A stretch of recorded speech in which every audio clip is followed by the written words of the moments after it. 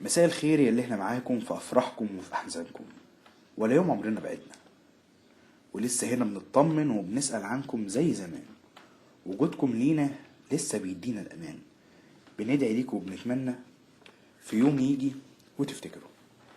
مساء الخير على كل مستمع اذاعه راديو شباب مصر في كل مكان في الحلقه جديده من برنامج سلوكيات مجتمع. النهارده هنتكلم ازاي سلوكنا وعاداتنا في مجتمعنا هنا بتوجهنا في علاقاتنا العاطفيه وفي الصداقه وفي الحب، او في الحب بمعنى بشكل عام، وازاي بيأثر على الشخصين دول حتى لو كملوا مع بعض.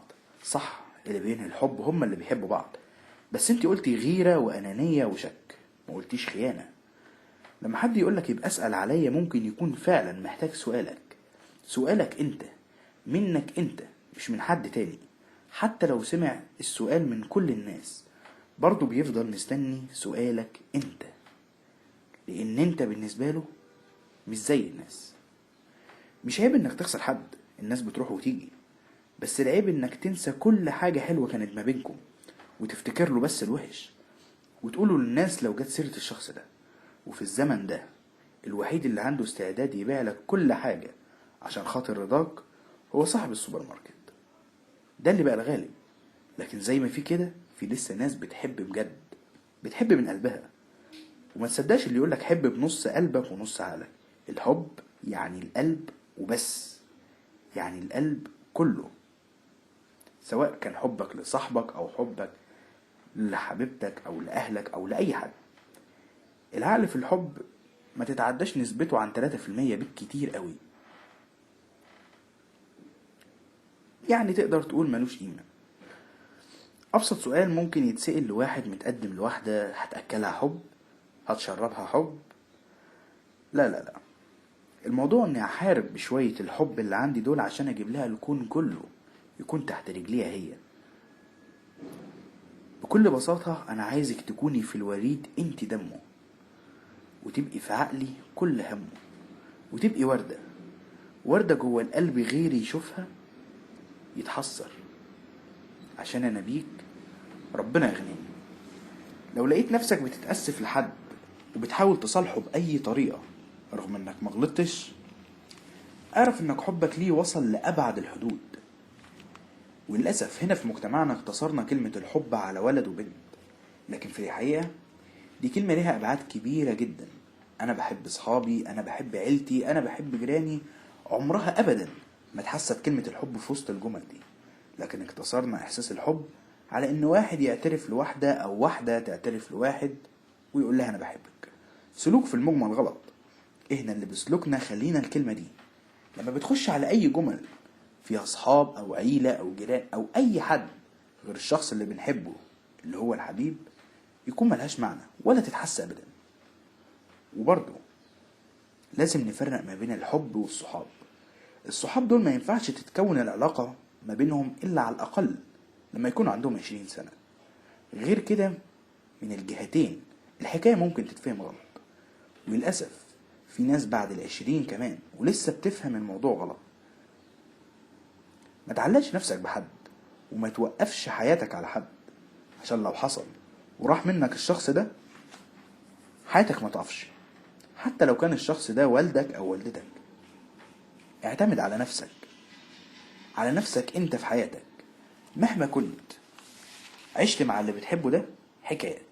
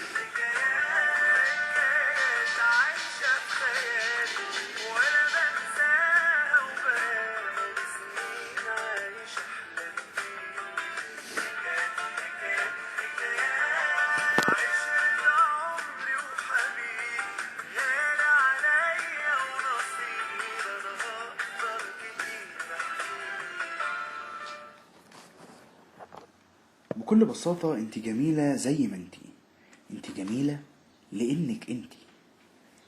لو مشتقتش لحد وانت قاعد معاه او بتكلمه، يبقى حاول انك تنهي العلاقة دي تماما في اقرب وقت ممكن.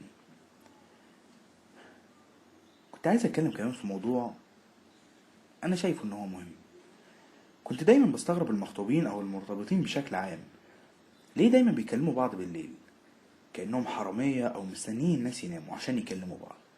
وايه الفايدة ان اكلم حد وانا ممكن اكون هموت فعلا من النوم، اكون مش قادر، تعبان في شغلي، في كليتي، في اي حاجة، وذهنيا وجسديا فعلا مش قادر. والموضوع على فكرة ملوش علاقة خالص بالحب، انا ممكن اكون فعلا مش قادر. متهيالي الصح ان الناس تتكلم الصبح الساعة 7 8 مثلا. المكالمة الصبح دي وبشكل عام ساعتين الصبح دول بالنسبة لناس كتير جدا هما الحياة. صراحة انا واحد من الناس دي. ساعتين الصبح دول خليهم ليك انت، لمزاجك انت. اشرب قهوتك واقرا وردك من القرآن واسمع المزيكا اللي بتحبها، واختم انك تكلم حد بتحبه. صدقوني عن تجربة هيبقى صباح صافي جدا، بغض النظر عن باقي اليوم، بس الساعتين دول هيعدلوا مودك. بالاخص لو المكالمة ختمت بدعوة من اللي بتحبه، زي ربنا يفرح قلبك، ربنا يرزقنا بجد كلنا الفرحة دي. اصل انتي اللي زيك بيجي في العمر مرة وما بيتكررش. اجمل شخص اللي تكتب عنه كلام حلو وتيجي بعد سنين كتير جدا تقرا اللي كتبته عليه وما تندمش على ولا كلمة، لانه كان فعلا يستحق، وتقول لا، ده يستاهل اكتر من كل الكلام اللي انا كنت كاتبه. ساعات في حياتنا بتكون مش محتاج حد يتكلم معاك ويخفف عنك، انت عارف حالك وفاهم نفسك وفاهم انت ليه كده، بس محتاج حد يشدك من ايدك ويسحبك لحضنه وهو ساكت. هتحس انك بدأت تنضج لما تتأقلم ان مفيش حاجة بتفضل على حالها. عشان كده خليك دايما متأكد ان ساعات البعد بينسي وساعات تانية بيتعب. ساعات البعد بينسي وساعات يتعب. يا ريت لو صدفة نتقابل ما تسألنيش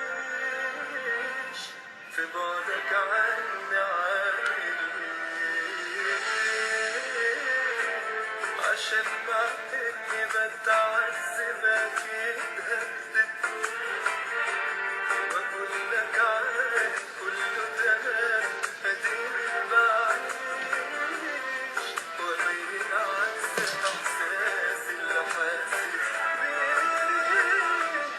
انا قادر معاك ان انا فاكر يوم انا عشته ومن يومها الحياة وفاه، واخر مرة فيها ضحكت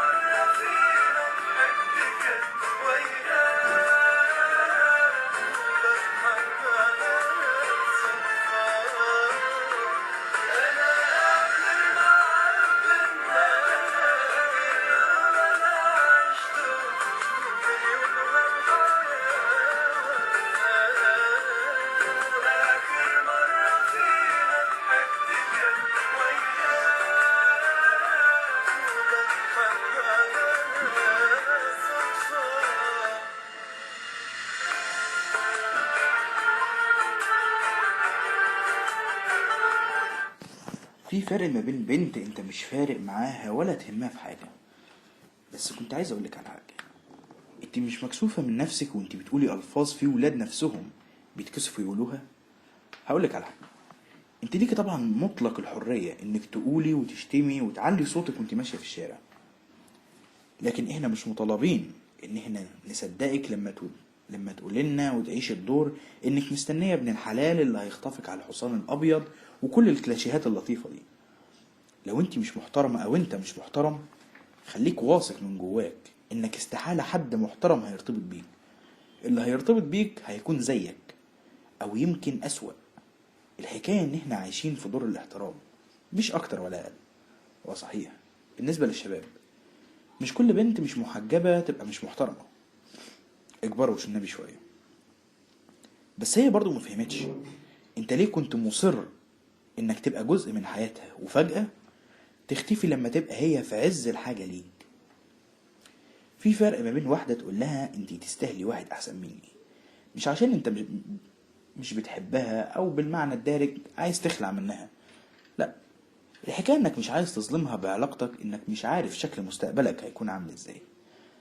فبيكون ردها انا محظوظة انك انت معايا، الحاجة الوحيدة اللي ممكن تخليني ابعد عنك ان انت تموت، ولما انت تموت انا هموت بعدك عشان برضه ابقى معاك. ده مستحيل قلبها يميل ولا هتحب في يوم غيرك. ولو قدر انهم ما يكملوش مع بعض، مش معناه كمان انه يتحرم من انه يشوف ضحكتك. لعلمك مش مستاهله، وشك وانت بتضحكي احلى بكتير.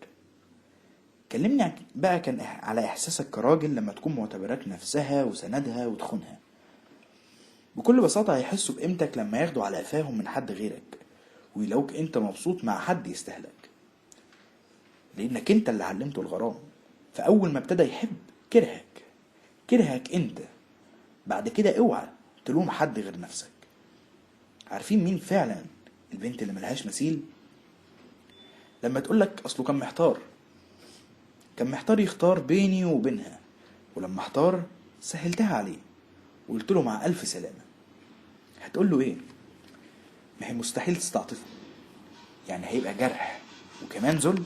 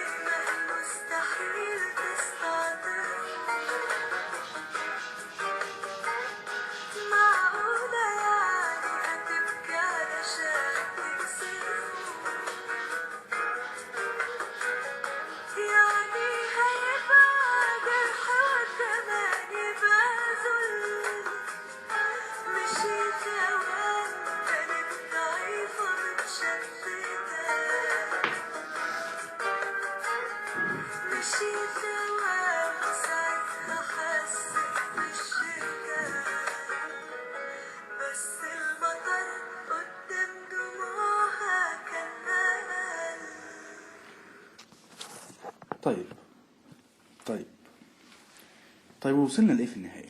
فراق وحنين وضحك حزين بيفضح دم عينينا. بس برضه احنا لسه بنكدب 1000 شخص عشان شخص واحد احنا بنحبه. في علاقات كتير جدا مع الناس عموما كان ما بيننا وما بينهم حب متبادل.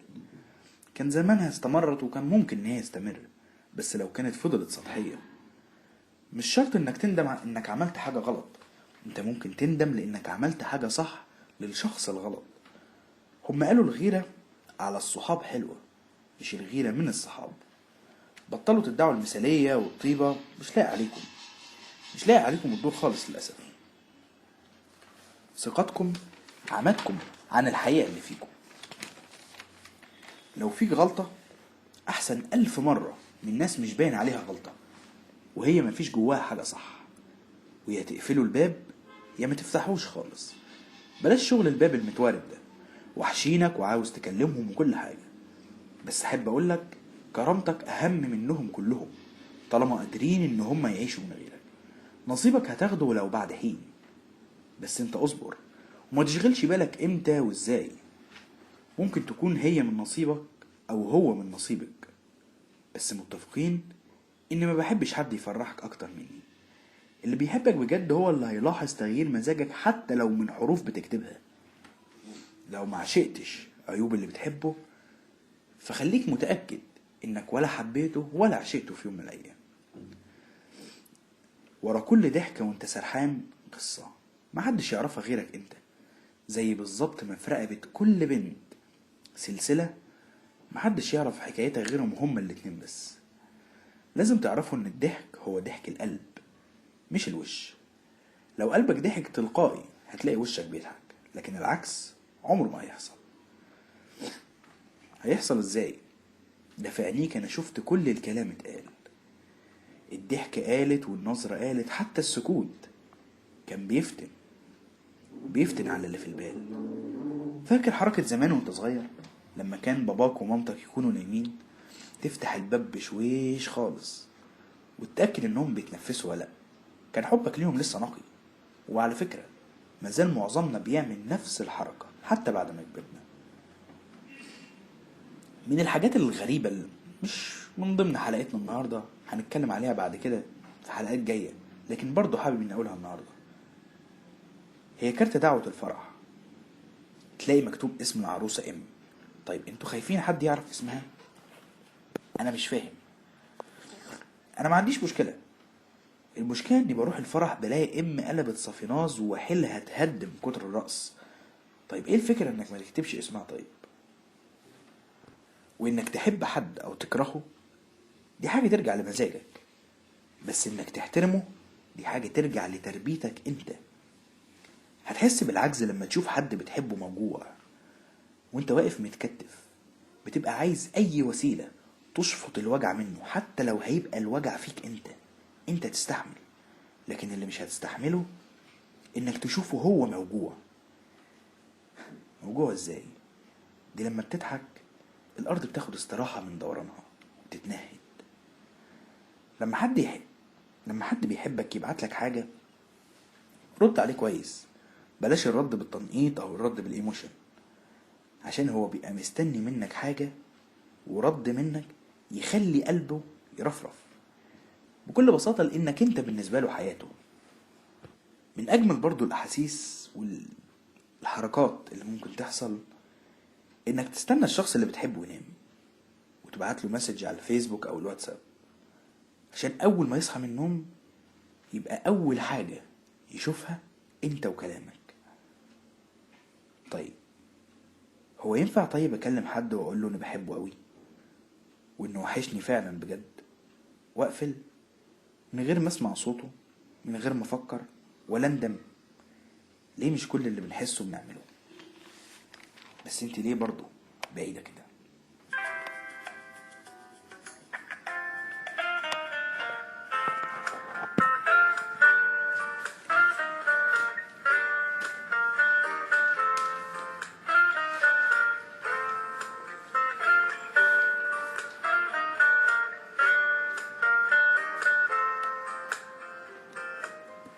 انا وانتي واحد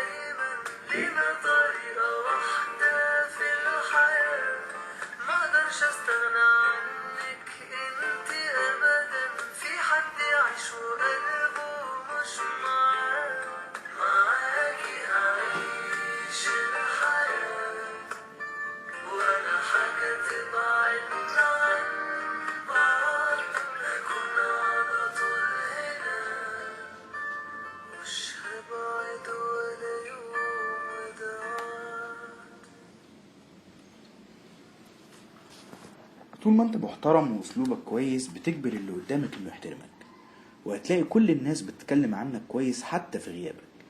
لو انت مش محترم وعايش حياتك كلها بقلة الادب والمنظرة، هتتجمع حواليك الزبالة وهيدعموك، وهتوصل لمرحلة انك بتكون مقتنع من جواك انك صح، بس في الحقيقة انت لا مؤاخذة. رسالة بقى لكل بنت مخطوبة او بتفكر انها ترتبط، لو فاكرة ان مش من حقه يعرف انت رايحة فين وجاية منين، ما ترتبطيش بيه. لو شايفة انك هتخبي عليه حاجات حتى لو اتفه الحاجات، يبقى ما ترتبطيش بيه.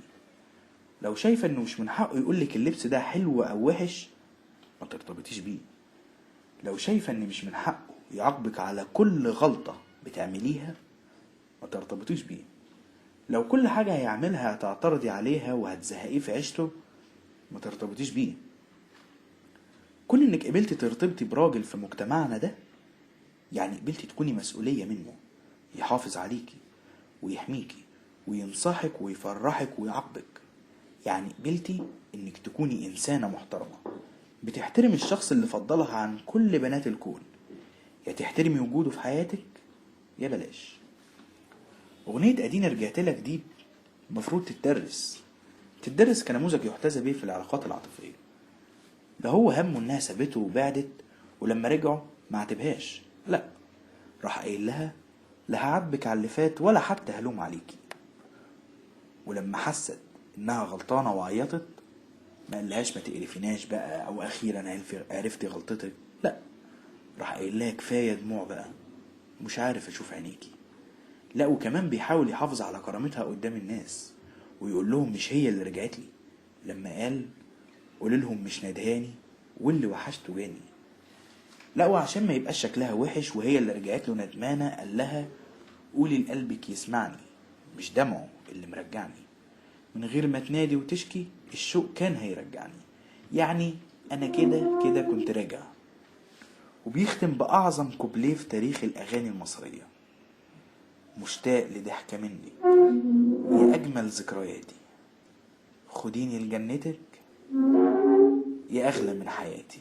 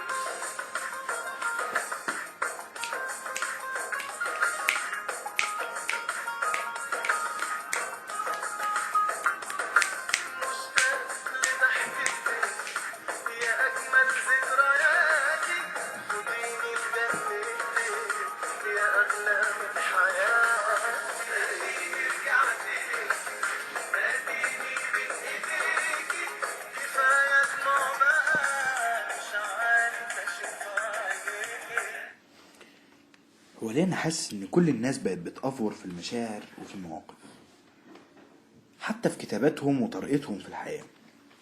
يا جماعة والله العظيم الحياة أبسط مما تتخيلوا. عارفين الحاجة المشتركة ما بيننا وما بين الحيوانات؟ هي المشاعر. المشاعر. بس ربنا ميزك عنهم وخلق لك عقل عشان تفكر بيه وتقدر تتحكم في مشاعرك وفي تصرفاتك من الناس. ربنا خلقنا كده لأن الإنسان بطبعه متغير من حال لحال. ممكن يكون حاسس إنه بيحبك أوي النهاردة، وبكرة تلاقيه بيقولك أنا اتسرعت في العلاقة ما بيننا. ممكن يكون شايفك صاحب جدع ويثق فيك، وتلاقيه رامي نفسه على ناس ما عندهاش أي مبدأ.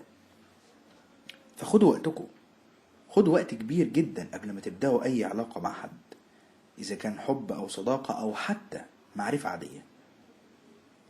لو الشخص ده اتغير معاك ما تزعلش عليه، لأن حياتك مش هتقف على حد. ده انت بتفقد الأب والأم اللي هم أغلى اتنين عندك في حياتك واللي روحك فيهم، ورغم كده حياتك بتستمر. هتيجي عند شخص عادي اتعرفت عليه وطلع أي كلام، هتوقف حياتك عليه؟ فكروا كويس وعيشوا الحياة واحترموا الرغبة، صدقوني هترتاحوا أوي. الحب في الصداقة أنا ممكن أتكلم عنه كلام كتير جدا، لكن برضو ممكن أختصره في مثال صغير جدا. في واحد صاحبي بكل بساطة من حوالي 4 سنين توفى واحد صاحبنا. في الزمن اللي احنا فيه ده، يعني السوشيال ميديا فيسبوك وتويتر، اي حد بيموت بنغير الصورة حداد او صورة الشخص اللي مات. ما اعتقدش ان حد ممكن بيسيب الصورة لمدة مثلا شهر بالكتير قوي، لكن ان حافظ ان سايب الصورة بتاعت بروفايلي الشخصي انا، صورة صاحبي اللي مات. طب ليه؟ انا ولا عايز منه مصلحة ولا عايز منه اي حاجة، ده مات هيعمل لي ايه؟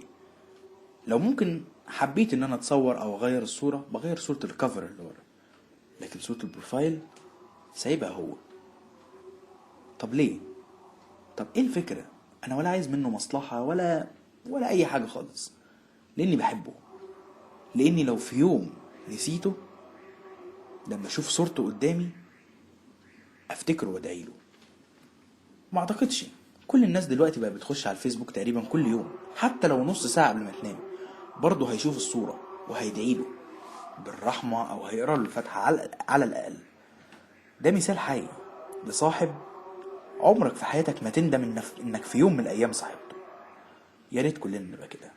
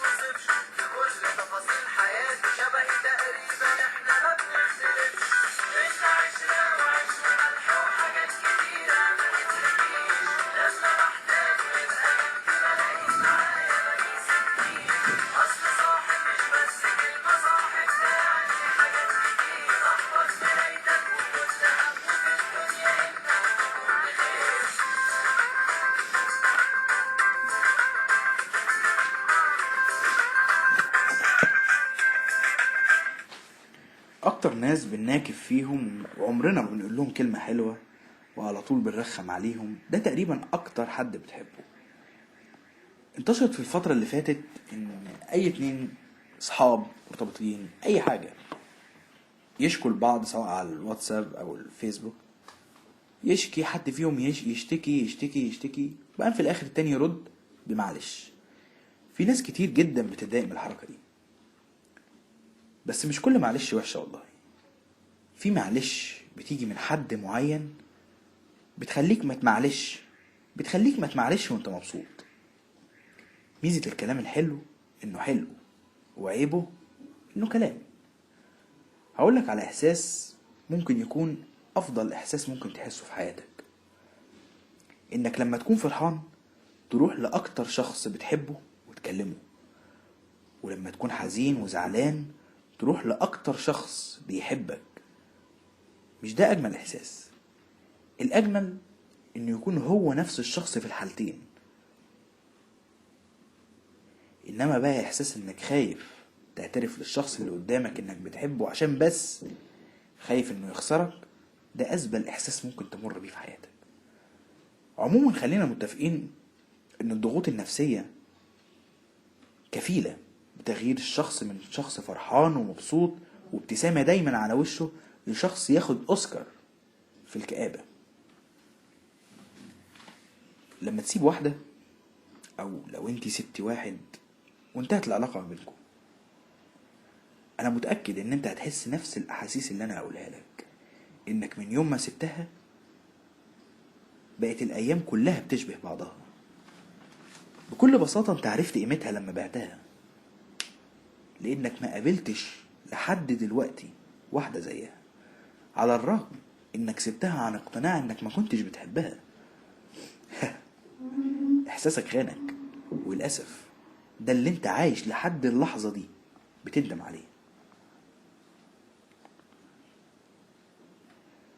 وعلى الرغم انك عارف قد ايه كان صعب رجوعكوا لبعض، وعارف انها مش هتضعف حتى لو بكيت قدامها بالدموع، وعلى الرغم من كده برضو نزلت ورحت نفس المكان اللي كنتوا بتتقابلوا بيه لأول مرة من غيرها.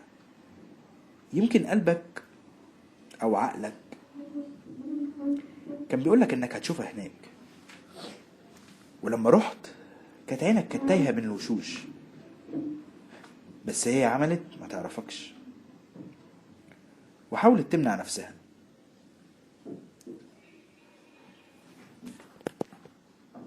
بس بس هي كمان اول ما شافت نظرة الضعف اللي كانت في عينيك ما قدرتش تمنع نفسها وراحت ندهت عليك. ساعتها بس انا متأكد انك حسيت بروحك وان لسه في قلبك نبض، وزي ما انا متأكد ان من غير كلام هتقولوا كل حاجة في حضن بعض، زي برضو ما من غير كلام هتلاقي دموعك نزلت على كتفها، وفي اللحظة دي هتحسوا فعلا ان مالكمش الا بعض. صدقيني والله كان نفسي اقولك بحبك وعايز اتجوزك بعد ما اخلص جامعة، بس للأسف انا مصري. متخيل حجم المصيبة؟ ورغم كده اقفل بابك عليك، واللي عاوزك مش هيزهق ابدا من التخبيط عليك. خليك قريب مني، لان انا اخترتك من وسط كل البشر. لو بتحبيه روح قوليله في وشه. بطبيعة الراجل المصري بالذات عمره ما هيكسفك ابدا، حتى لو مرتبط ب150 واحدة مش هيكسفك وهيقولك ان هو بيحبك. وفي اخر البرنامج لو ما عجبكش اسلوبي فانا مش فاكر اني ما بصحاش كل يوم بهدف ان اسير اعجابك. اللي حابب يسمع يسمع، واللي مش حابب برضه يسمع. تحية مني مصطفى، تصبحوا على الف خير.